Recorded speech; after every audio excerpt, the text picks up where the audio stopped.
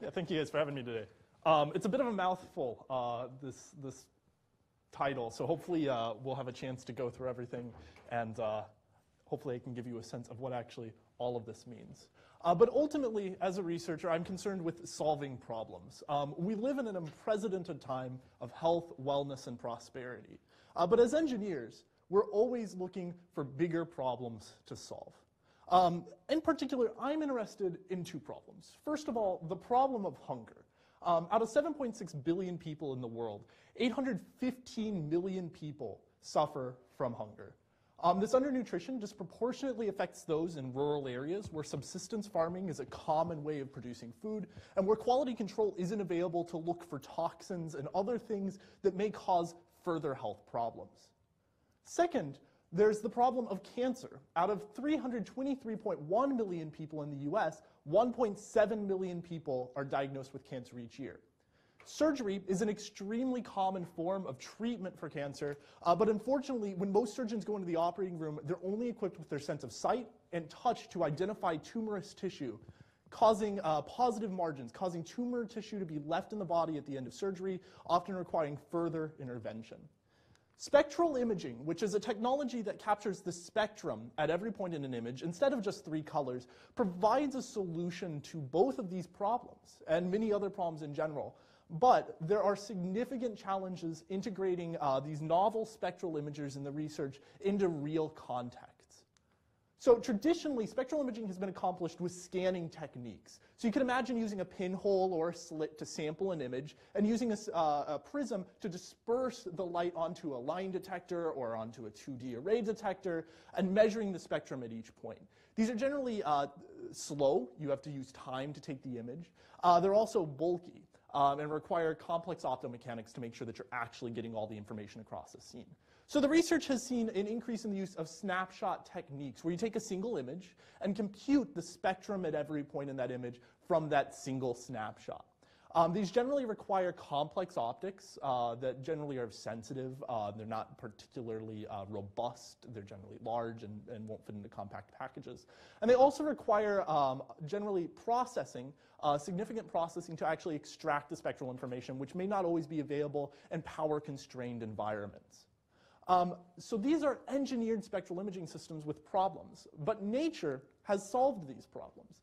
If we look at, for example, the Mantis Shrimp, it has one of the most advanced vision systems in all of nature. It can see 12 different spectral bands. This is enabled by a unique eye structure that consists of a UV filter and lens at the top, followed by a UV detection cell, UV sensitive cell, a blue sensitive cell, and a green sensitive cell, all in a stack.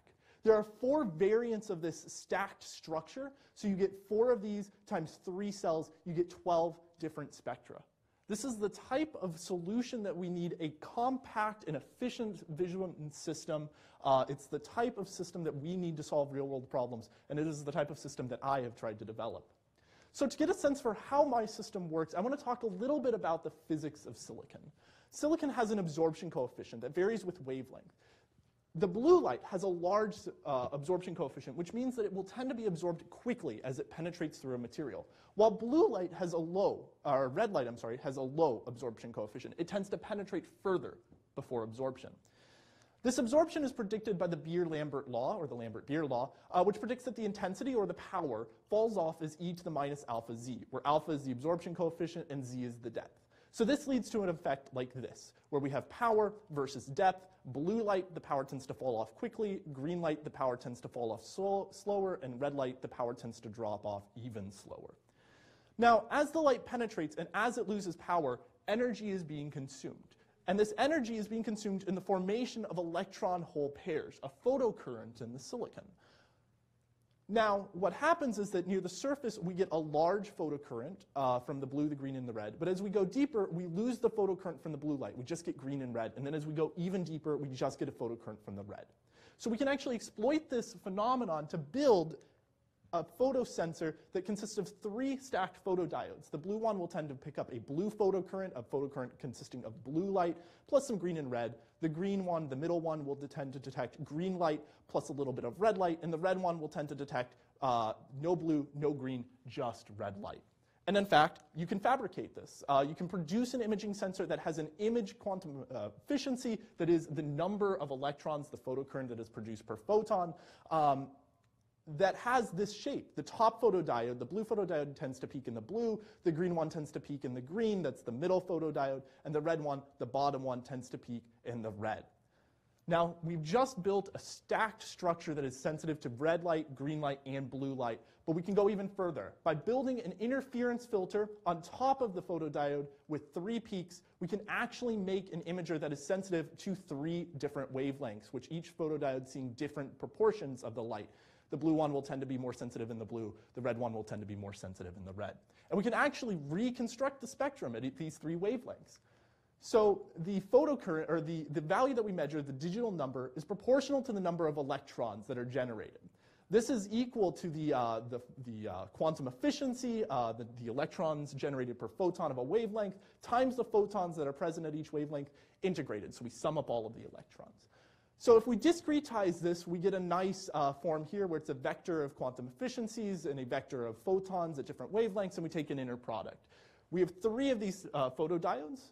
So if we go ahead and construct a matrix formulation, we can go ahead and create a mean vector, or a vector here of the mean digital number, the mean measurement that we take, a vector of the photons, the mean number of photons that we have, plus a matrix of the quantum efficiencies, where the quantum efficiencies for the blue, the green, and the red lie along the rows. And we can represent the digital number that we're going to measure as the multiplication of this quantum efficiency matrix with the number of photons that we have, the vector of photons.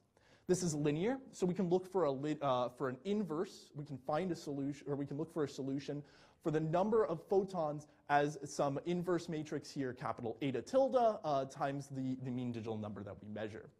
Now, this is a linear system, so if we have greater than 3 spectral bands that we're trying to construct, or less than 3, you know, the system is underdetermined or overdetermined, and we might have some problems. But if we have 3 spectral bands exactly, the system has a solution. And since we've constructed our interference filters to only pick out 3 wavelengths, we have 3 spectral bands. We can construct the amount of light at each of those spectral bands, and we just built a spectral imager at these 3 wavelengths. So what we can do is we can copy and paste this and use slightly different filters. We can go ahead and use filters that consist of these 3 spikes at slightly different wavelengths, and then stack them on top of these imaging sensors where we have the blue light, the green light, and the red light each detected by different photosensors.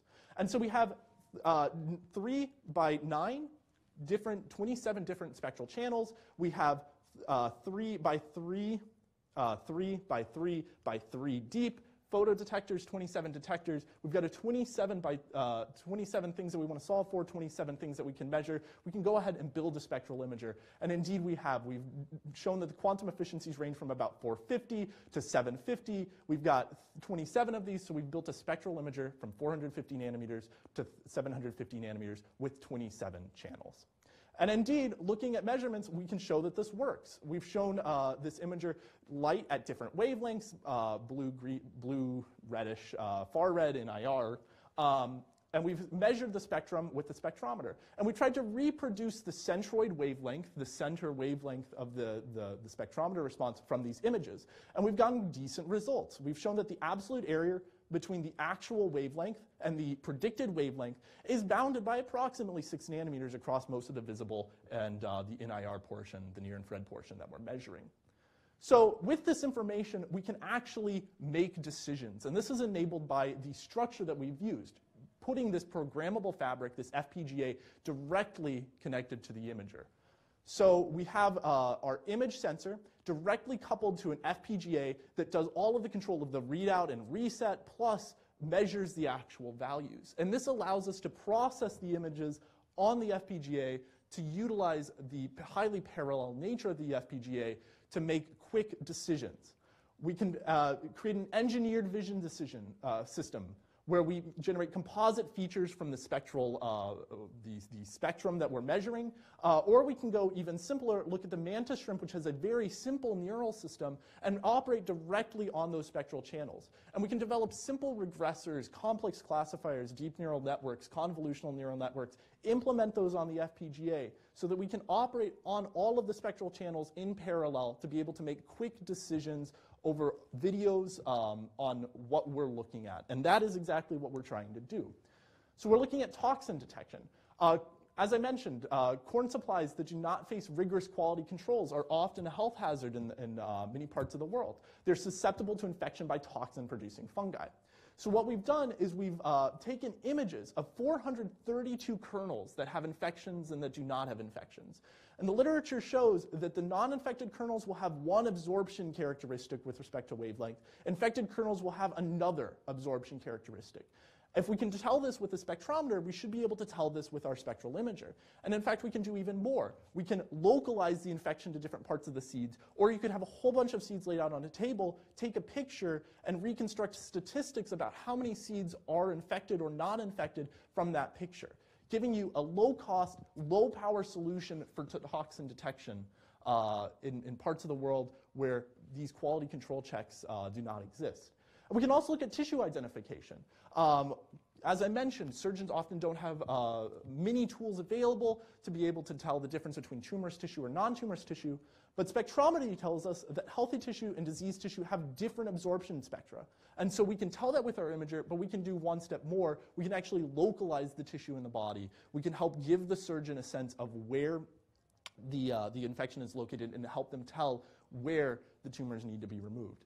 And so in both of these cases, we've captured a lot of data. We've captured data, like I said, on 432 corn kernels. We're currently building a database of tissue samples, and we're going to be developing machine learning techniques that will operate on the FPGA, on our programmable fabric, to be able to differentiate these things so that we can actually put them to real application. So how does all of this relate back to today's theme of information processing in silicon? Well, we've actually done two things. We first of all exploited the physics of the silicon to do the information processing for us, to do the spectral discrimination for us by developing this bio-inspired image sensor that consists of these pixelated interference filters and stacked photodiode imaging sensors, which give us 27 different bands. And we've also integrated the actual information processing, the regressors and classifiers that help us make decisions, in the programmable fabric in the form of bio-inspired image processing, where we can utilize this off-chip programmable fabric to provide different image processing strategies based on real visual processes. So ultimately, at the end of the day, we have a simple-to-operate imager. We have a simple-to-program image processing system. And thus, by drawing from nature, we have developed a compact and efficient hyperspectral imaging system that can be adapted to real problems across agriculture and medicine and beyond. So before I wrap up, just two acknowledgements real quick. First of all, I'd like to thank my advisor, like I said, like Charbel mentioned, Dr. Victor Gruev, who's been a great support in helping me work through the literature on interference filters, on photodiodes, on all of these applications, as well as my colleague, Dr. Misael Garcia, who recently received his PhD and is now a postdoctoral researcher in our lab. He really laid the foundation for this imaging sensor before I took over the project, and without his help, none of this would have been possible. So with that, I'd like to thank everyone, and if you have any questions, I'd be more than welcome to answer them.